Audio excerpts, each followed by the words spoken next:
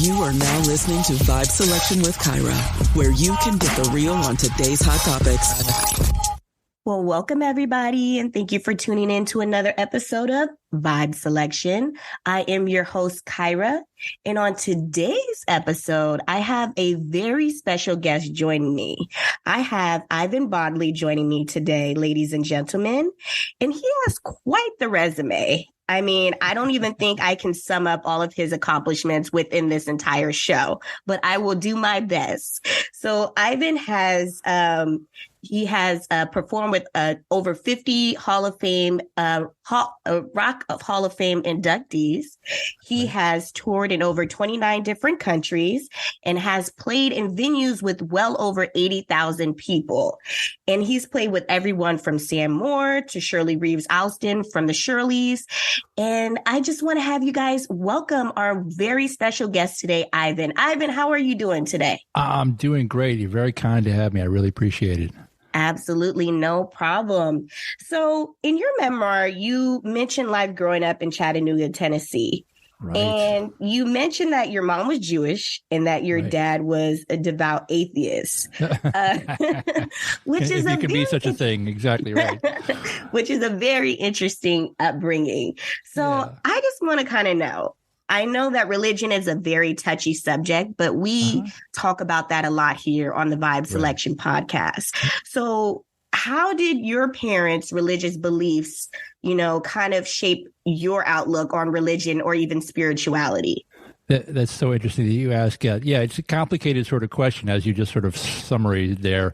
My mother's family, they're kind of secular Jews. They haven't been very religious historically.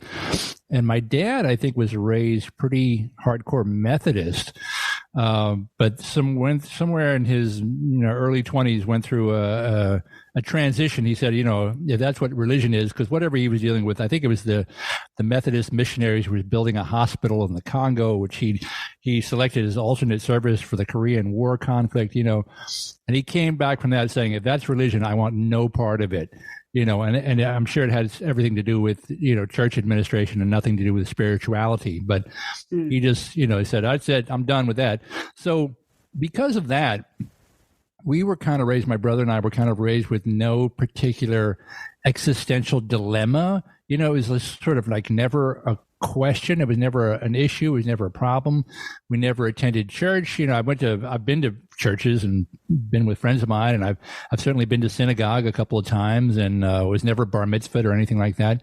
Oh no! So it was, I've always been aware of it, and I've been aware of comparative religion studies, and I've been curious about it, and I've read books and read sacred texts and all this kind of stuff, and it's just never a problem. So it's not something that I spent a lot of time worrying about or practicing. I just kind of live my life, and you take the good stuff like do unto others, and if you live by that, things tend to work out pretty fine. Right. So, I mean, if you're raised with good morals, essentially, it really shouldn't matter in regards to religion or what religious belief system. Yeah, I think so. It's just sort of like I say, those moral values they're kind of universal for any religious practice. It's just like, don't be a jerk and treat people the way you'd like them to treat you. And again, it works out pretty good most of the time. Right, exactly. I mean, the reason why I like to touch on this topic specifically is also because we live in a very religious nation here in the United States. Like, religion is a huge thing. Like, you can't even be president unless you're a Christian. That's how diehard we are out here about it. That's true. Yeah. And growing up, I was born in Chattanooga, Tennessee, in the 1960s, if you can imagine that. So in the Deep South, which is a very polarized community down there, very hardcore, very Christian, it's the Bible Belt, what they call the Bible Belt. So sort of not being of that tradition and not being of that, society, it was a little ostracizing, which is kind of one of the reasons why as soon as I turned 17 and was off to college, like, I'm out, I'll see you guys later. Right. It's been fun, enjoyed it. Still have great friends down there, but it's not for me. I needed a bigger, more cosmopolitan environment to thrive in. So that's where I headed, to a bigger city. Right, exactly. Well, I love your outlook on that. So I know your parents separated and you went to live with your father, and you mentioned that your dad was more hyper focused on his sexual relationships with women and his new wives. I believe he married 3 other times. That's And right. so, Yeah, I have all 4 of his divorces over here in a folder next to my desk. I got them oh all. my goodness. And so you did mention kind of him hyper focusing more so on women kind of affected your self-esteem growing up. So was there something that you did to kind of help heighten that self-esteem while you were growing up? And did you ever have a discussion with your dad in regards to this? Well, I mean, yeah, my dad and I had some extremely frank discussions about relationships in life, later on in life. And I think that may have possibly been his, if there's one character flaw, because my dad was an extremely good dude, extremely solid guy. But if there was one flaw in his character, it would have to be that sort of like, being ruled by the hormones possibly, and or because of the product of his generation. Again, he was born in the 1930s in California. So in those days, you did not have a sexual relationship with a date. You married people. That's what you did. Right. So, in order for him to sort of have a fulfilling, intimate life, he decided he needed to be married. And, when one marriage failed, he said, well, we can do that again, did it again and again and again. I think the times have changed quite a bit. If he were born a generation or 2 later, he might not have had the same sort of career path trajectory with in regards to so many ex-wives. But I do understand, how he came to be that way. As for my own self-esteem, that's a constant challenge that continues to this day. I was not very good at figuring out, my place in the world as a younger person. It took me quite a bit longer of sort of, discovering what I could do personally and professionally, and, finding my way and having success in life and relationships and business. And also, a little therapy now and again definitely helps, to sort of find who you are. So I'm much more comfortable in my skin now than I ever have been previous, which is not to say that I've got it figured out in any way, but right. That sort of character flaw, if you can call it that, and I don't think it's necessarily a flaw. Hormones are something we all possess and we all deal with, right? But his way of dealing with it was possibly not the healthiest long term. Not that he was a giant philanderer or anything. I think he just tended to marry people, and irregardless of whether there was necessarily the best personality fit. It was more a marriage to sort of allow for the normal sexual relationship kind of aspect of life. So again, a very interesting guy and a very solid guy. But if you had to point to one thing, you'd be like, maybe that you could have done some more work on. And later in life, he did. P.S. He did later on. Well, it's interesting because, in today's society, with the generation, the Gen Zers that are out here right now, things have changed a lot, especially like you said, from your dad's generation, where it was sex, which should be with marriage. When now we're in a society with social media and we see sex everywhere and women half naked. And then, a lot of these people on social media have OnlyFans accounts. So sex is seemed as something very casual nowadays compared to then. And I also kind of feel like it can affect your self-esteem a lot too, because you're seeing, these depictions of these IG models and, they're very inflated. They have the large breasts and the big derrieres. And then you see the guys, they have the athletic abs and, they look a certain way and they have to fit a certain aesthetic. And so I feel like our youth nowadays feels like they have to live up to that expectation. If I'm not perfect, if I'm not able to get flown out by a rapper, if I don't have this, if I don't have that, then it seems like it's affecting their self-esteem a lot.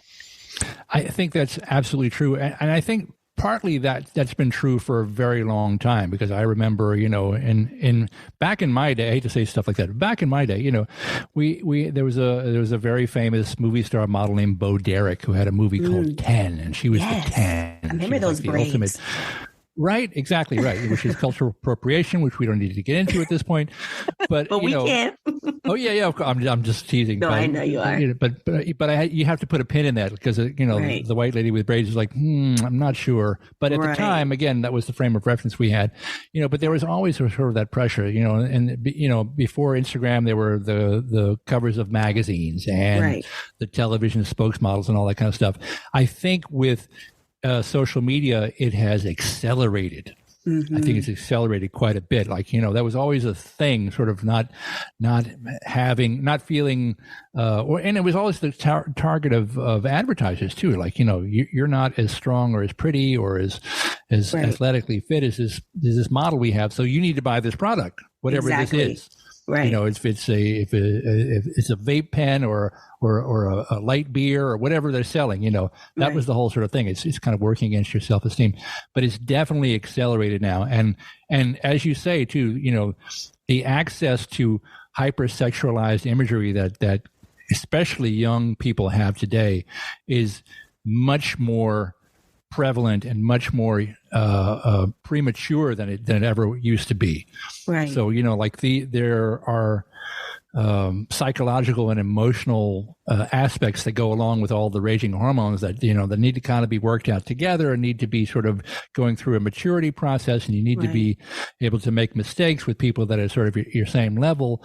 And when you have this hyper intensive, hyper sexualized, very adult content coming to very young kids, it can skew people's senses of reality. I think kids are accessing pornography very, very young now, and sort of seeing, that type of relationship portrayed in a way which is just never realistic, Right. So they have unrealistic expectations about their bodies, about their sense of self, and it's a problem. It's a problem, and I don't think we've got that licked yet. Yeah, absolutely. And, I think that if we didn't live in a society that constantly suppressed talking about sex and understanding and learning how to, and giving people the tools to understand more about their sexuality, which, is everybody's own experience. Like, you do have to learn about your own sex and sensuality, a sense of sexuality, excuse me. I can't even talk today because, it's different for everybody, and people identify, now we're living in a, world where everybody has we have the pronouns, and the they thems and the she hers and the him theys and everything. And so people are trying to find themselves in this society. That's I feel like over the years we've never really had any support for that. So I feel like the reason for why our generation now is so hypersexualized is because it's been told to them that, you shouldn't have sex. Don't focus on that. Sex is bad, is what it really seems like the message has been over the years. So now people are just like, they're out there about it because, they're like, what, I'm tired of this. I'm just going to go this direction or be super, they're rebelling is what I'm pretty much trying to get at here, is because it's been suppressed so long. It goes back to the old Puritanism, and the country was founded on Protestant Puritanism, every sex is bad. Everything is bad, Right. Only you have to be, and your physical biology, is screaming to rebel against that. Like, biological beings need and want to procreate because otherwise the species dies out.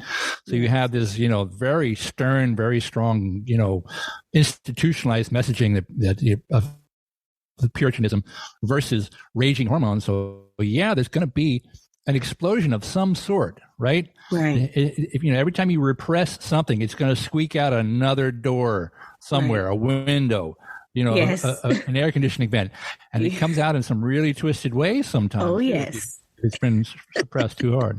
Absolutely. Yeah, definitely. So I know also in your book, in your youth, you faced a lot of traumatic situations. From, you being in a all boys school. It was a private school. It used to be a military school.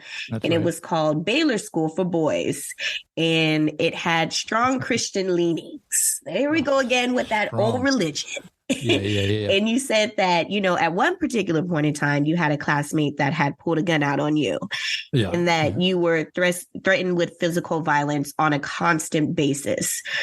How did you learn to deal with this? And how is it that you didn't kind of lose yourself in all of this chaos that you seem to kind of be surrounded in your youth? Well, it's interesting, too, because you talk about I have to be mindful when I speak about, struggles that I had. If I'm getting hazed and bullied at a private school, how bad really is my life? You know what I mean? Like, I have food, I have clothes, I have shoes, I got shelter, like all my wants and needs. We're a very firmly working middle class family. I came from, my dad was a mechanical engineer, worked for the government, the Tennessee Valley Authority. So we weren't these uber rich kids I was going to school with. I was kind of a townie, you know what I mean? Like, I was a local a day student at this sort of ritzy boarding school. So there were kids there whose parents were living in Saudi Arabia working for oil companies. Like, there was one kid who, no doubt, for his 16th birthday got a new Lamborghini. That was his car that they gave him as a 16-year-old. I'm like, wow, who does that? Must be nice. And meanwhile, I'm also I was actually riding my bike to school, but more for fitness than for poverty, But then when I had access to a car, it was my dad's used Datsun sedan, with a 500-liter engine or whatever it was. So so like I say, my struggles were of a certain level. They weren't, it was nothing life-threatening, but it was certainly self-esteem threatening, and occasionally things got physical or whatnot, and I didn't do well with it. It didn't go well. Like I said, my rebellion was, at 17 years old, as soon as I graduated, like, I'm out. I'm getting as far away from here as possible, because that school that you mentioned was 100% male, 98% Christian. I think there was one other Jewish kid in my class of 100, kind of thing. When I first started that school, they graduated their very first African American student when I was there. I'm like, this is not ancient history at all. You know what I'm saying? Like, that's honestly, we are so backwards as a society. It's not even funny, man. it's still here way more than people think it is. Like, we think we're post Obama, we're post this, that. I'm like, no. Right. No, that stuff is as entrenched as it ever was. But again, this is going back into the deep South in the 70s into the 80s. When I was dealing with this kind of stuff. But I had to go out in the world, and I moved to New Orleans next, because it was the reason I moved there was not because I had this great knowledge of the city. It was the largest a population city of any of the schools that I got accepted to. Wow. So, like, there was I forget what the population of New Orleans is, 1.5 million, I think. Metro area, maybe 2 million. But like, I just know I needed a bigger pond to swim in. Like, it wasn't going well for me in Tennessee. I wasn't well received. I wasn't well tolerated. I was like constantly trying to stay out of altercations with people. So that's how I coped. I left. Yeah. The peer pressure that you face growing up when, you don't conform to, certain belief systems that are taught in our society. Sometimes you have a harder time if you're not the jock, if you're not, the pretty boy, the pretty girl or whatever. It can be hard in school. I remember, like, my freshman year, I actually went to a very small charter school, and luckily I didn't face any hazing or bullying. But at times, I definitely kind of felt like I was an outcast a little bit. You know, they let you know, right? They let you know. Oh, definitely. They have their indirect ways of making you kind of feel a certain type of way. But I still hung with everybody. That was the thing about me, though. I didn't really care what you were, whether you were the nerd or the weirdo or whatever. Right. Like, I hung out with whoever I felt comfortable with and who received me well. That's how I rolled. That's right. That's right. And as it should be, equal opportunity. But, the school I went to was, if you ever saw that movie Dead Poets Society, that could have been like a documentary about my school, except I was the kid who committed suicide at the end. That was me. Oh, no. It was not a great sort of scene. Oh gosh. But it was, but the thing was, so I had people ask, so why'd you go there? Why'd you go there? And I said, well, the reason we went there is because the public schools in Chattanooga at the time were kind of in a shambles. It was even worse, if you can imagine. So the idea was to sort of focus on the education and give myself, or my parents trying to give myself an opportunity to learn without all the, all the noise and the distraction, So and from that point of view, it kind of worked out. Like I learned how to go to school. That's what I learned how to do. Like you learn how to read books and take tests.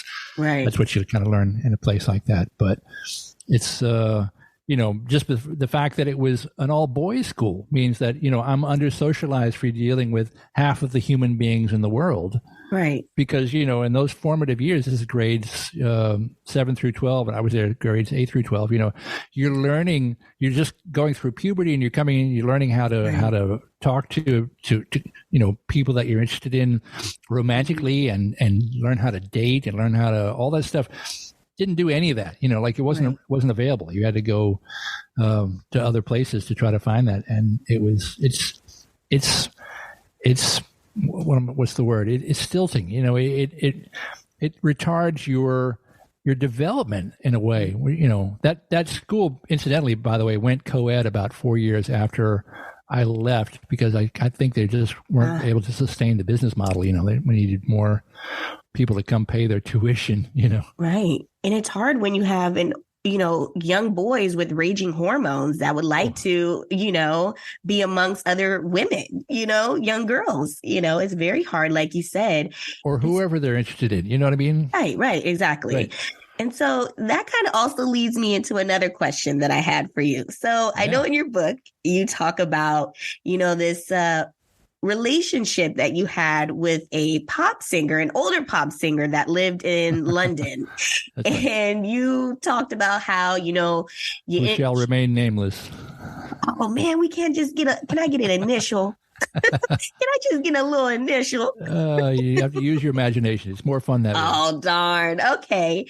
So you discuss how, she asked you to go to London to live with her. Right. And, you leave all your things behind. You leave them at your dad's house. You go across the pond. You land, over at her house. And she's got to go on tour. And so she leaves you with her 13-year-old son. Right. And during your stay there, it seemed like, you said that she constantly tried to kind of hide her relationship with you because you felt like she felt ashamed of the fact of the age difference. I believe there was a 10-year age difference. That's right. So how were relationships for you being a rock star? And what was this situation like for you? What, being the kept boy, the boy toy? Yes, the boy toy. It was funny. It didn't register with me initially because why would it? It's like my relationships to me are a personal sort of one-on-one situation. Mm-hmm. But to her and to other people in the public eye, and P.S., she was in the public eye at that time. She's not very much anymore. It was a long time ago. But, you have to think about this stuff a little bit more. And at the time, I was a publicity officer for her record label. So I was professionally thinking about what things meant in the public eye. That was sort of my job. But still, somehow it never occurred to me, like, that it should have been on the down low for any particular reason. I think, if you were trying to spin a media story, good for her. She got a young guy, but I don't know. She just seemed to be very squeamish about it and didn't want to be public about it at all. And I was like, okay, it made no difference to me one way or the other. I was in a country where I didn't know anybody and I had no roots, no anything. So it was a little off-putting. Like if she would have family come in from out of town, I would have to go away. Like I'd have to go, stay at a hotel for a week one time. I remember that. I was like, that doesn't feel great, but there were other issues with the relationship. That wasn't even the biggest one. That was just sort of one of the ones that you could kind of put a finger on and say, like, this felt tangible, Wow. And so, I mean, what was your relationship like with her young son? Because so when you landed, was it like, hey, I got to go on tour. Can you watch him? Did you have time to kind of get to know him? Yeah, no, basically, no. It was like, I was kind of like I was like an au pair, like a live-in sort of like housekeeper, babysitter kind of thing, sort of, but de facto, it kind of turned into that sort of situation.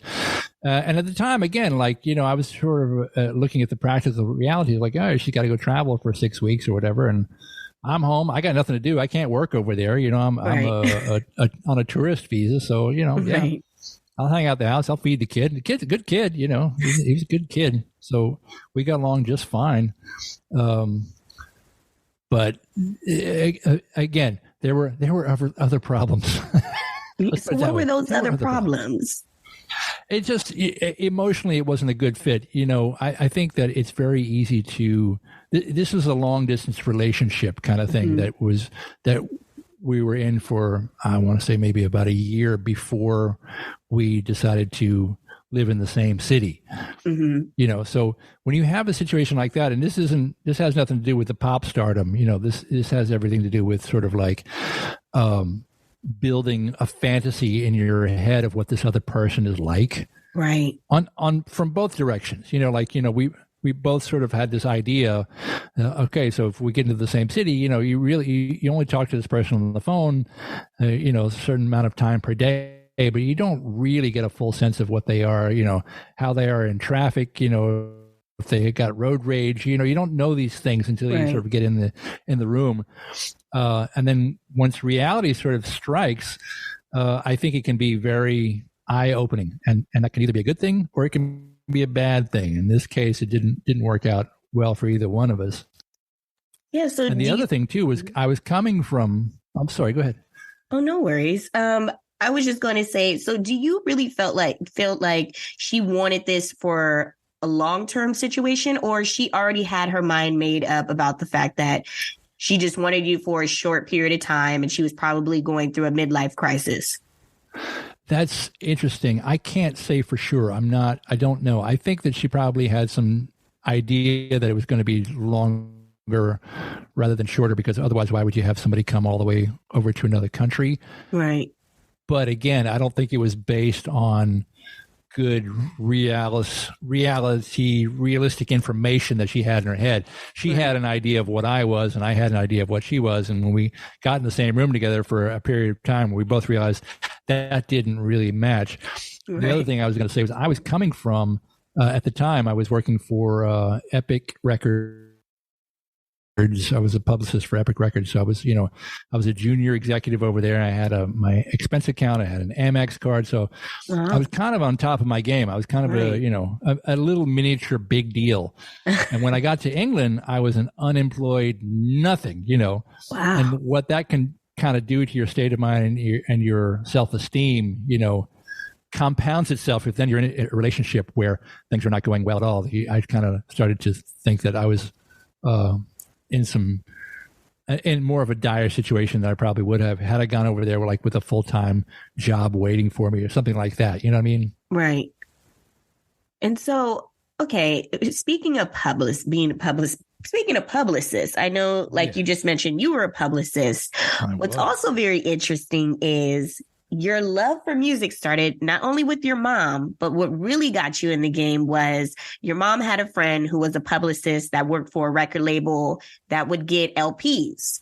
That's and right. The LPs the vinyl days. Yeah, the good old vinyl days. They're bringing back the vinyl days, though. Oh, they are. I've been noticing. Really yeah, right. Those are, there's so many classic albums that are on vinyls. And it's nice that they're bringing it back now, so you can listen to all those wonderful albums.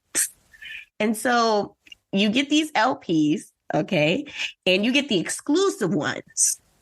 And she had a couple of duplicate ones, and you were listening to all of them. And then eventually you started calling up radio stations because you got hip to the fact that there are some LPs that they get that they do not play on the radio. That's right. I did a little math. That's right. Oh, yeah. So I know that your mom kind of got you interested in it, but what really made you think to yourself, okay, I really want to become a musician? Because you didn't really play instruments as a child. Right. I took music lessons. I dabbled with guitar for a minute. I dabbled with viola for a half a second, and I dabbled in piano for about a semester of junior high. I kind of dug the piano, but then when I had to go find a private teacher, there was a lady down the street who taught, who was very she was like an older lady with a ruler that would hit you. She wouldn't really hit you, but that was the feeling, it was like, this is not fun. Yeah. Right. Yeah. Yeah. That kind of thing, like corporal punishment kind of piano lessons. And I was like, no, that's not for me. So yeah, I was just a fan of music. And also, as a teenager, and especially as an isolated teenager, which I certainly was, your fantasy life, music is a very emotional medium. So like you can live out an entire fantasy life just listening to record albums. Right. And just sort of imagining things in life would be so great if we did this and the other thing. And I decided that, that was something that I'd like to do because I enjoyed listening so much. I thought maybe I would enjoy making it as well. But it took me, I went through the whole, what you're talking about with the whole arc of finding all these free promo albums from the radio stations. I did all that for a few years before I decided to try the bass guitar as a senior in high school. I didn't pick it up till I was 17 years old, and see if that would be something that I would actually do. And for some reason that came to me quite naturally. And it was at a time when I was ready to receive that information. You know what I mean? Mm-hmm. Like you have to be ready to receive information when it comes to you. And I remember seeing Rick James play live on television on this old program called The Midnight Special. Oh, Ricky James. Right. And he did this song called You and I. And it's a 4-note bass line. And it only takes 2 strings of a bass guitar to do it. And there was a buddy of mine at my high school who had a bass that I think maybe he made or something. It only had 2 strings. Like 2 strings were broken and missing, but it had the 2 strings that I needed to pick out by ear that bass line by Rick James. Right. And I sat down and I taught myself to play ding, ding, ding, ding. I was like, wait a minute, I think maybe I could figure this out, So then that turned into saved up my dishwashing money from a summer and bought a used Fender bass, which I still have. It's right here, by the way. I still have it 40 years later. And my dad said, what do you want for your birthday? Because this is the beginning of the school year. It was also my birthday. And I said, I want bass lessons. That's what I want, bass lessons. So I had a buddy of mine who was a year ahead of me in high school, but he'd already been in bands and he knew how to play. He's the guy I bought the used bass from. And he charged my dad $15 a week for an hour lesson. And and here we are, and I'm the camera you're looking at behind me here. This is the co-op apartment house that I bought with money earned playing that bass. Wow. Yeah. Who knew? Right. Who would have known? It is it's interesting because, when I listen to the radio nowadays, the music that they play is so repetitive. And I just think about how there is so many artists out here with so many incredible songs that are not able to get pushed onto the radio. And now we also have it where, no one's buying albums anymore. And so artists are making money off of streaming, but really they're only getting a very small portion of it. And I was actually recently listening to an interview that Snoop Dogg did yesterday. And he was talking about how the $1 billion streaming, streams that they're getting for some of these songs, it's not accumulating to the money. So he was explaining how back then, he can sell 1 million copies and it could sell for $9.99 and he's getting $9 million and everybody's getting their cut first. And then he's still coming out with a lot of money. But nowadays it's not like that. And it's interesting how a lot of record companies have kind of allowed a lot of these streaming services to lowball the artists when they're the ones that are putting in all of the work, right? So what are your thoughts about this whole streaming service controversy as a musician yourself? Right. Well, I have a very interesting perspective on that because, like our friend Calvin Brodus, aka Snoop Dogg, I've been around in the before times and the after times. I was here before streaming and after streaming, so I know what it means to sell 1 million records. Not that I've sold, but when I worked at the record label, I have platinum records on my wall here. I don't either. I have to turn the camera to, I have back from those days for artists that I work with. So back in those days, a new artist's royalty rate with a major label was about 6%.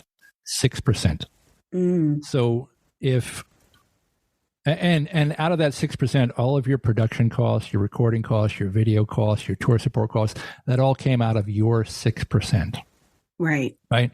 So that means 94% of the, in those days, I don't know what the wholesale price of a CD was. Wholesale was maybe $10 and they went for $15 in the store or something like that, whatever that was. So let's, $10 was a nice round figure, right? Right. So of the $10 that you're making, that means what's 6% of it? 6% of $10, 60 cents is coming your way as an artist. Yeah, something like that. I ain't got my calculator out, but that sounds about right. Right.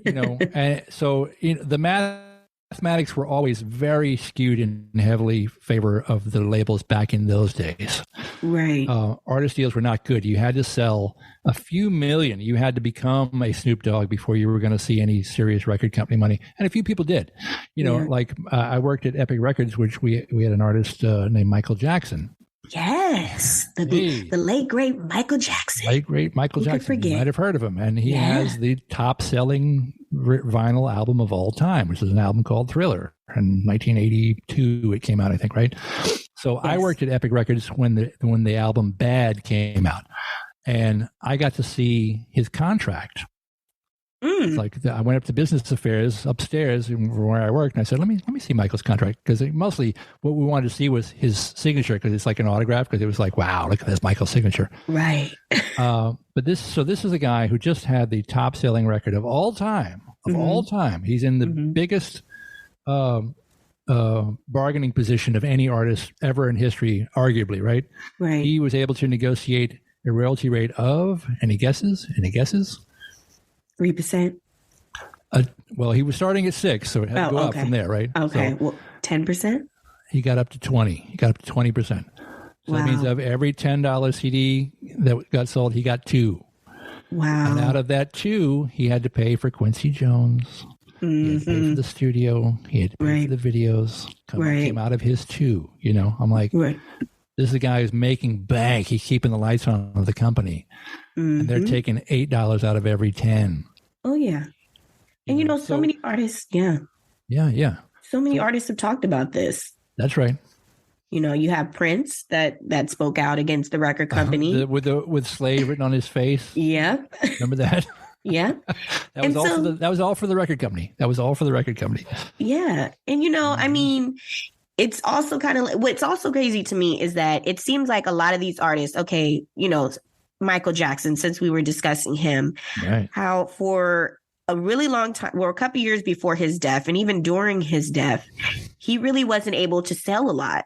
People were not really buying the music and not really buying his concert sales. And this is Michael Jackson, one of the biggest artists on the entire planet. And it's crazy to me to see how a lot of these artists, Whitney Houston, Prince, Michael Jackson, when they die, it seems like they're worth more in death than they were in life. That's right. And it's really sad. It is because they've got a trademark and they have people that, then market their estates. The same thing happened with Elvis when he died. I think Elvis was, he sold his entire publishing company to RCA for $2 million or something. And this is the guy that had more hits than, anyone in the business. Right. And when he passed away, that's when Priscilla took over Elvis Presley Enterprises, EPE. And that became like a $50 million a year company. Yeah. You know what I'm saying? Like it became like this gigantic industry, you know, we're managing the trademark. And the same thing is true of Michael, of Prince, of Marilyn Monroe. Like there's some trademark companies that manage these trademarks, and it's a heck of a way to do business, man. It gives me the creeps thinking about it, you know. It is very creepy. So, I mean, what are your thoughts about that? Do you feel like the artist should get more from streaming sales? Do you think that there is a way for these record companies to negotiate with these streaming services so that everybody's able to eat fairly?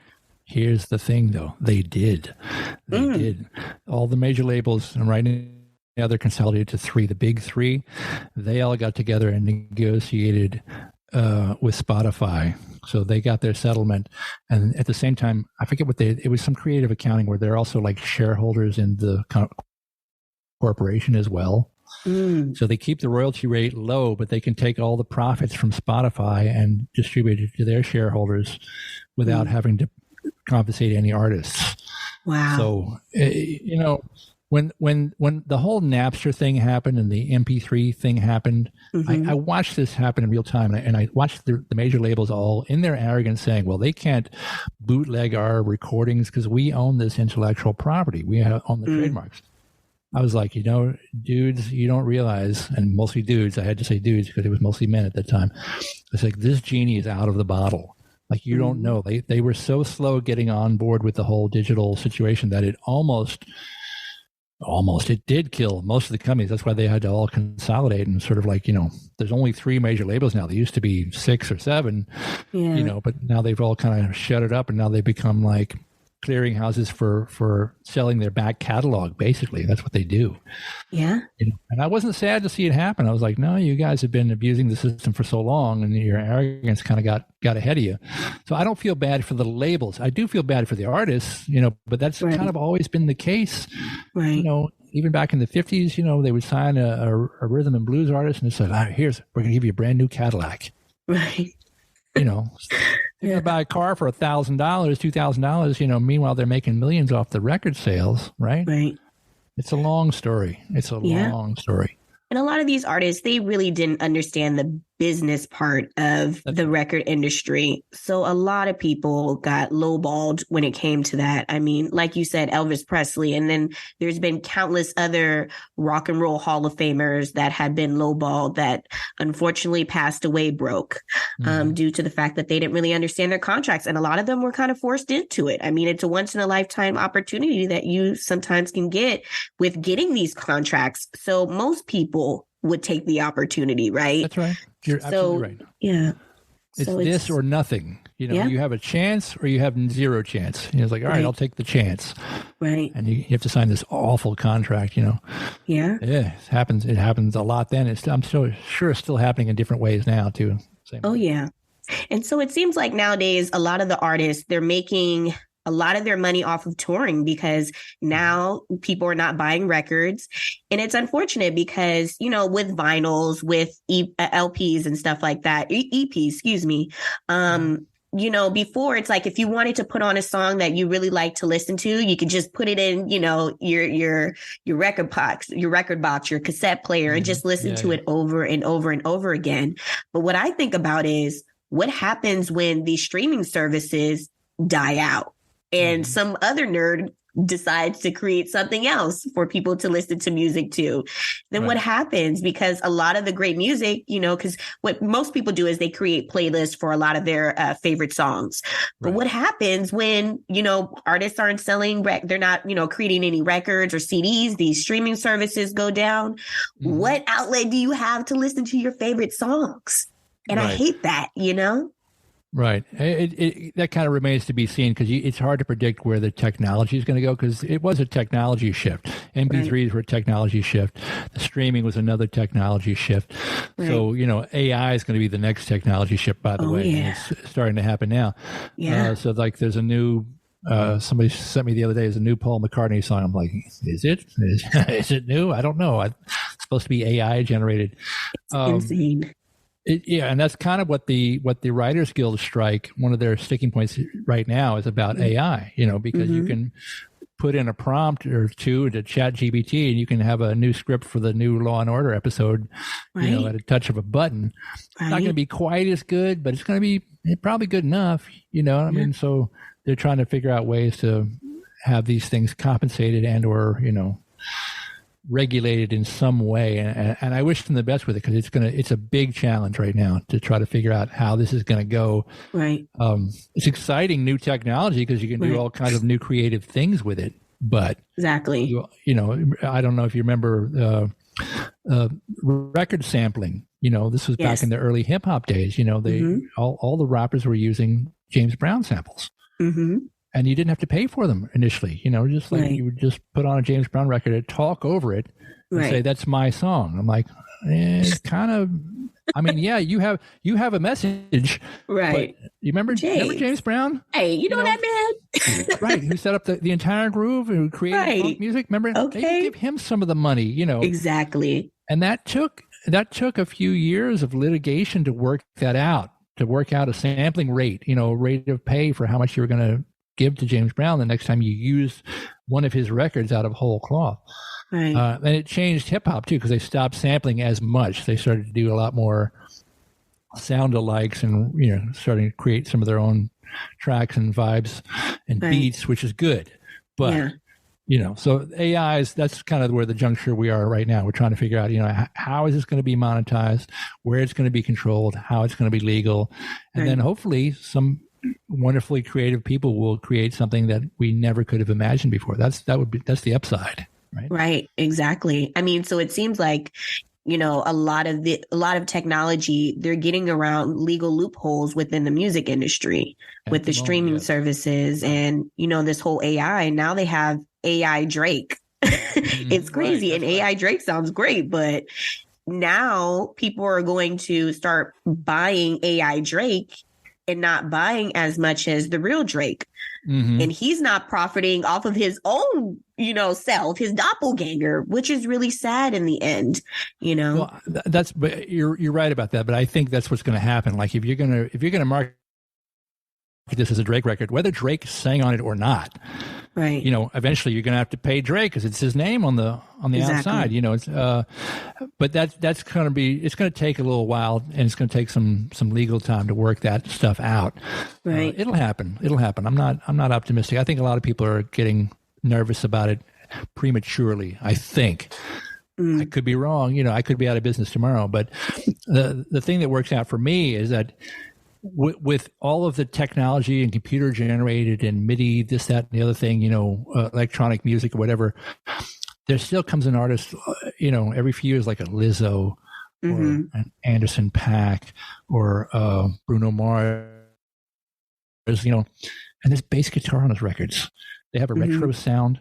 Somebody's playing a Fender bass, which is what I do for a living, and it's just like every time I hear one of those records, I'm like, this is the new sound. I'm like, that's the new old sound. But thank God, because, now I'm employed for another year, Right. Exactly. So, I mean, what was life like for you? You felt like on the road, like what did it feel like when you were finally able to have your first run of the mill on stage performing with an artist? What was that like for you? It was thrilling, again, sort of making music, if you've developed this fantasy life in your mind as a kid, listening to records, that thinking like, this is going to be what I'm going to do. It's going to be great, and then when you finally get to do it, it might take a few years, but it's great. One of the first big quote unquote professional things I did was when I was in college in New Orleans. In those days, Bo Diddley, who's Rock and Roll Hall of Famer, one of the architects of rock and roll, would come to a town just by himself with his guitar, and he would use a local band for his show.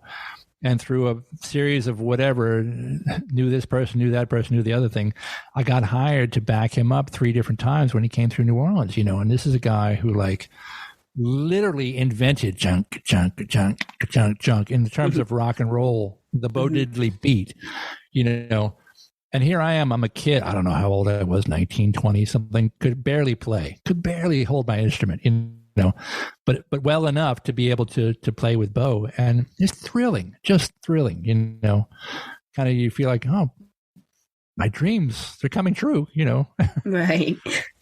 It took me later to realize, how little I knew. And actually, as a much older, not much older, 26-year-old, I finally went to music school. I said, all right, if I'm going to do this, I need to really learn what I'm doing, try to figure it out professionally. But the initial rush of it, you start to get some very early glimpses of it. You're like, oh no, this is good. This is fun. This is going well. More of this, please. Right. So I know you talked about one particular story when you were on the road about, well, you've actually talked about this a few times in the book about being fired and how so many times. In one particular instance, it was a pop diva who, I know you don't like to name names like that, but can I get an initial on this one since I didn't get an initial on the first one? Who shall remain? Well, you know what? It's funny. I don't know which firing you're talking about yet. I've been fired so many times. So you're gonna have to. Well, this one was with the pop diva who had a husband. What goes through my mind, and you don't have to confirm this, but I feel like it might be Tina Turner. Oh, I wish. Oh, no, I've never played with Tina. Wrong. She is one of my all-time idols, and one of my very first idols too, because my mother had the album "I Can Tina Turner" live at Carnegie Hall. Wow! So I grew up listening to "Proud Mary" and going like, "Oh, that's great." Yeah. No, I wish I would have been so heartbroken had I been fired from Tina's band. No, I've never worked with her. But you described this particular scenario about how, for any particular reason, this particular pop singer would just kind of lose her stuff, whether the food was too cold or the shoe wasn't right or whatever. Fire the bass player. Fire the bass player. Fire the trombone player. Right, exactly. So as a musician, should you do this for the love of the money, or should you do this because you have a passion for it? And what are your ways to kind of stay afloat financially being a musician, since you never know when you're going to get fired? That's right. Well, what you do know is you're going to get fired. Right. Eventually. Financially, this financial security as a musician, there is none. If you can do anything else to make money, do that. Because, trying to make money as a musician that's just a long, tough road for everybody. And a very select few do make it, and some people do make an embarrassing living at it. But I heard this analogy the other day. It's like, what that person, most of those people is the people at the state fair who are walking around carrying the giant teddy bear. Oh yeah. What happens is at the beginning of the day, the guy who is running the ring toss game, or the put the ball in the basket game, says, all right, he said, you just get one ball in, I'll give you the giant teddy bear. So he makes sure that somebody wins the giant teddy bear first thing in the day. So the rest of the day, that person is walking around the fairgrounds basically as an advertisement saying, look, you could win the giant teddy bear too, right? So all the other people, all the other musicians, we're all walking around thinking like, yeah, we can win a giant teddy bear. We can all win. Everybody. I saw one person with the teddy bear, so we can all win, right? That's kind of the idea. And it's just not true. It takes a lot of hours, and a lot of skill, and a lot of time. But that said, what I did was I mentioned it before. I went to music school. I said, I recognized kind of early on, if I'm going to do this professionally, and I first off need to diversify my portfolio, as it were. I need to be not only a rhythm and blues bass player. I need to be a pop bass player. I need to be a rock bass player. I need to be able to do country gig or do anything, like sort of. You have to diversify your skill set. You have to diversify your tastes, right? Because there's wonderful music in just kind of every genre, and there's also bad music in every genre. And then also, you have to develop your craft. So I had to go to music school. I'd been playing probably close to 10 years by the time I went to school, and I knew, I'm playing certain. You play on a blues gig, you're playing this scale, but you don't know what the name of it is. Right. So the music school is telling you, okay, that's a Mixolydian scale. It's built off the 5 chord for the C major scale. You start putting names to faces to things and start having tools to be able to. I was at the time was just starting to learn to read music, for instance. Right. Which is a skill I'm still working on. I'm still not great at it, but it's the I've kind never of thing been able to. It's so hard. It is. Kudos to people that catch on to it.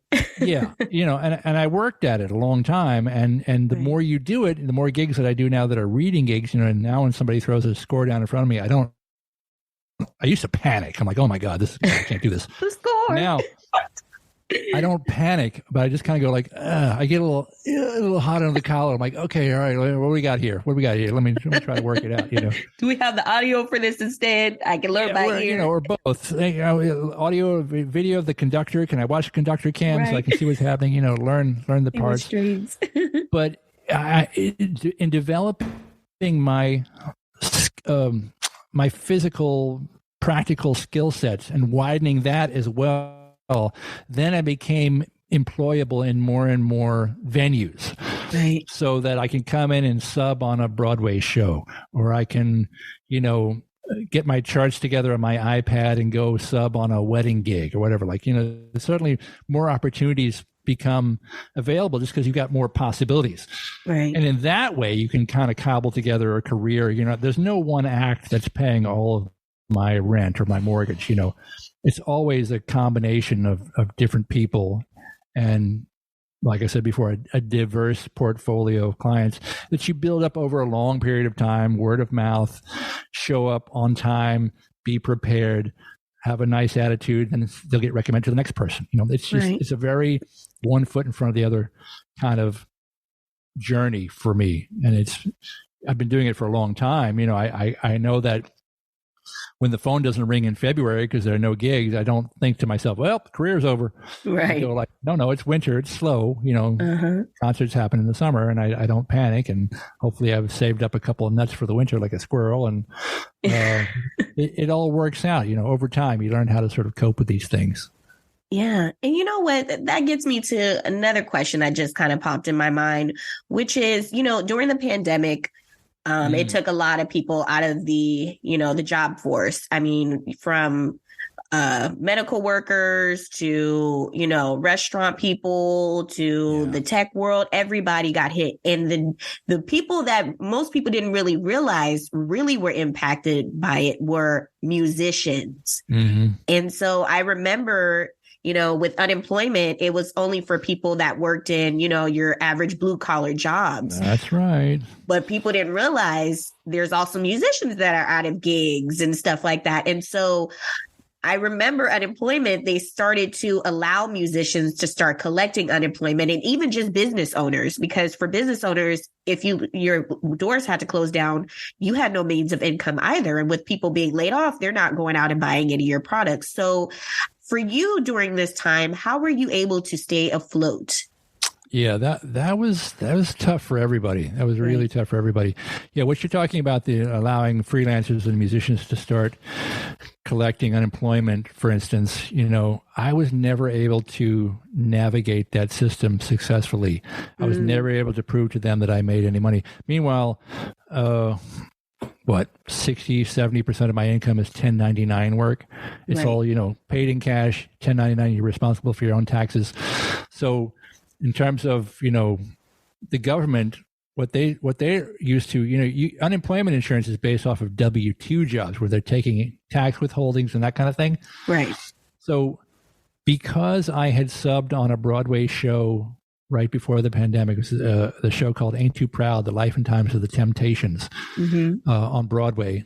And that was a W-2 job. So I had played, I don't even know, like 3 or 4 performances only. But because there was a W-2 in the system, I got an unemployment check for $100 a week, $125 a week, I think. Ain't that a darn shame? Right? But then on top of that, there was an extra stipend. There was an extra, what was $600. Right, for a period of time. Right. So that kind of kept the lights on for that. I was never able to get above that $125. Which is a shame. Unemployment is just such a shame. It's like you could work a job and be laid off that paid you $70,000 a year. And no matter how much money you make, the max is $1,800. At least that's what it is in California. And I mean, with everything being so costly, that was nothing to anybody. So that's kind of why they implemented that extra $600. So, I know there was a lot of controversy where people would say, well, it's not fair that, there's people that have to actually go to their jobs and we're not getting paid an extra stipend and we deserve it and blah, blah, blah. But at the end of the day, no one wanted to be out of a job. No one wanted to have to go to unemployment. I mean, it was a complete nightmare, for anyone that had to get on unemployment. And, people would rather much prefer to be able to go to their jobs and get paid, whatever their salary was than to collect. But unfortunately, this is what a lot of people had to do. A lot of people had to bite the bullet and get on unemployment to stay afloat. It is what it is, It is. And also the system was so overwhelmed. That's why I was never able to make my case and go through it and show all the paperwork. And I have a stack of 1099s here. I faxed it, I emailed it, all this kind of stuff. It never came up for review, and just it was a hard time for everybody because I sat home for about a year and a half before we were starting to do any kind of gigs, and I took that time to do things like finish writing the book that you so kindly have been talking about this whole time. I did a lot of home recording, doing file sharing with other musicians who were also sitting home, where I probably never could have afforded to get on my records, pre-pandemic, but they're all sitting home going like, yeah, I'll play. Yeah, let me play. So I did a lot of home recording. I probably did like 25 different tracks during that time, finished the book, got the book out, found ways to stay busy and engaged. And then eventually, slowly, the private party work started to come back, and then the concerts and then the theaters reopened. But yeah, it was a long, dark night, as they say.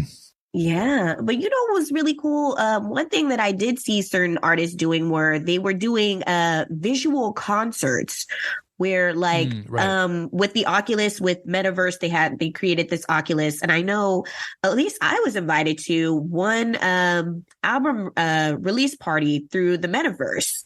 And I know a lot of artists were they had a deal going on with Ticketmaster or big ticket holder vendors. And they were setting up a visual concert that people would pay and watch them just perform in an empty audience, but you would see them performing and doing their thing. That was another way where some artists were able to stay afloat as well.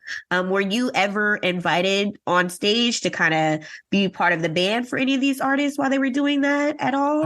I never did that kind of thing. I did some sort of isolation virtual recordings, we saw so many of these things on YouTube where we 4 boxes on the screen and the bass players up here and the drummers down there, all in their own houses playing together, that kind of thing.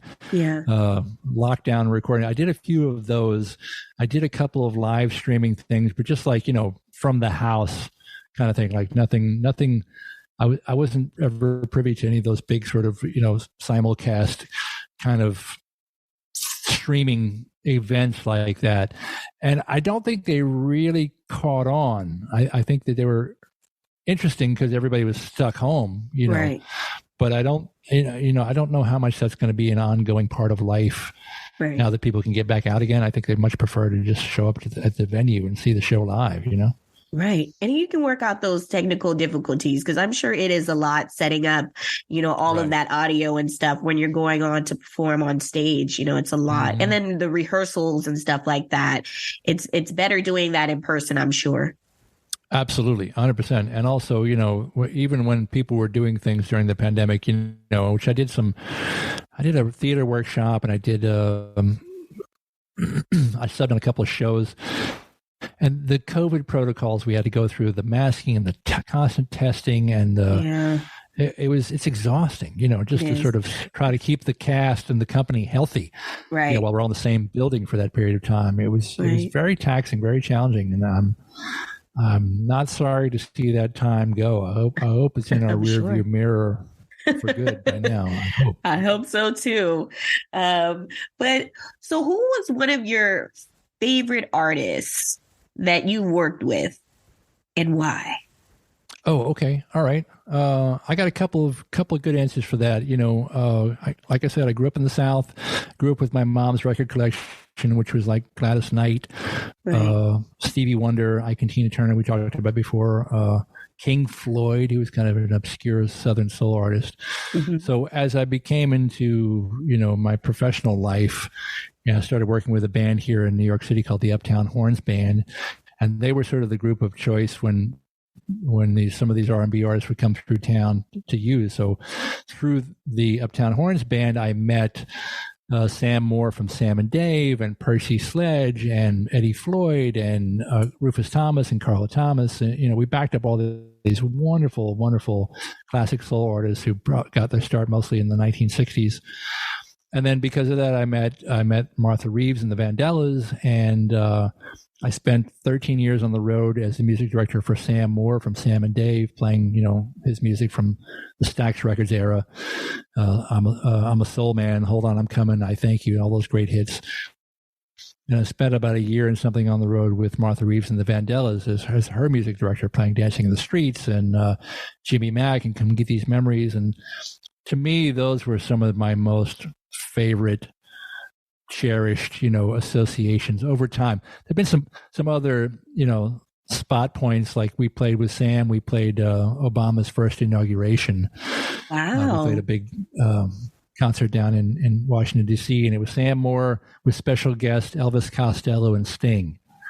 So Wow. Elvis and Sting were singing with us, like we weren't singing with them. They were singing with us. It was kind of a very unique sort of position to be in.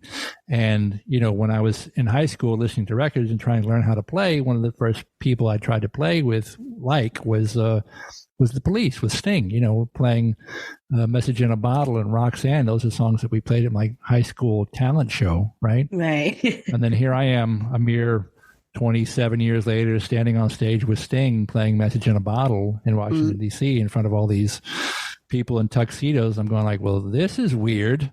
Living the dream. It's it's kind of a career, life full circle sort of moment, So I have like some snapshots like that in my life, but all that happened because of Sam. That's all because of Sam. So I owe so many great times and memories on the road to Sam, Martha Reeves, Shirley Alston Reeves, the original lead singer of the world famous Shirelles. I want to get her billing right. These are people who are like, second parents to me because they're a generation ahead of me. So, Right. they're like my road mothers and fathers, and just loved working with them all those years. Well, that is wonderful. Well, Ivan, tell everybody where they can pick up your book and get in contact with you. Plug yourself. Right on. All right. Everything. And I mean everything is at funkboy.net, FUNKBOY.net, including links to my book, which is on Amazon, called Am I Famous Yet? Memoir of a Working Class Rock Star, because I work for a living. That's what I do. I lift my own amps.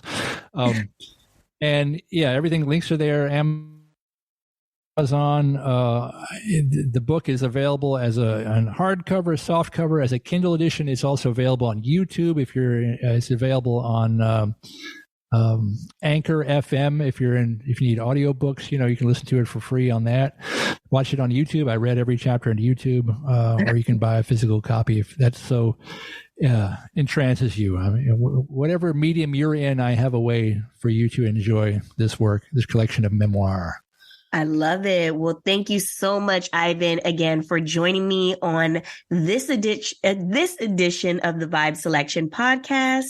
And for everybody else, if you'd like to connect with me, you can do so on IG at Vibe Selection Podcast. And if you'd like to support the Vibe Selection podcast, you can do so at www.patreon.com/Vibe Selection.